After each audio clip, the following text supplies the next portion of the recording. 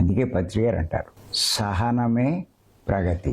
సాధన చేసే వాళ్ళకి చెప్పిన గొప్ప సూత్రం ఏంటంటే సహనమే ప్రగతి అని. సాధనలో వచ్చే నొప్పులు కానీ, వచ్చే బాధలు కానీ, వచ్చే ఏమైనా సరే సహిస్తూ కూర్చోగలిగితేనే ఆ సాధనలో ప్రగతి సాధిస్తారు, ఎదుగుదల పొందుతారు అని చెప్పి అంటారు. దాన్నే షిరిడి బాబా సబూరి అన్నారు.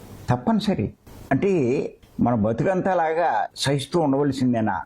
కాదండి. ప్రారంభంలోనే అలా సహిస్తాం. తర్వాత ఆ ధ్యాన స్థితి పొందిన తర్వాత ఆ ఆనందానుభూతి పొందుతూ ఉన్నప్పుడు అప్పుడు తెలుస్తుంది, అబ్బా ధ్యానం ఇంత గొప్పదా అని చెప్పి. అనుభూతిని వదలలేరు. కొత్త వాళ్ళకి అది హాలాహలమే, కానీ అలవాటైన వాళ్ళకి ధ్యానం అన్నది అమృతం లాంటిది. అందుకే మీరు చూడండి, భీమవరంలో 5 కూర్చోమంటాం, 5 to 8. కొంతమంది 4 కూర్చుంటున్నారు, కొంతమంది 3 కూర్చుంటున్నారు, ఇంకా ముందు కూడా కూర్చుంటున్నారు. కొంతమంది ఎలా కూర్చుంటున్నారు? ఇప్పుడు కంటిన్యూ వచ్చేవాళ్ళు మనం చెప్పక్కర్లేదు, వాళ్ళంతటి వాళ్ళే లేచి వెళ్ళిపోతుంది, లేచి కూర్చుంటున్నారు.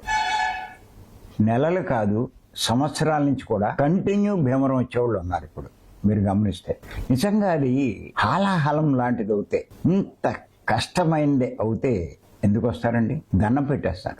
కానీ ఆ ఆనందాన్ని అనుభవించాక వదలటం కాదు.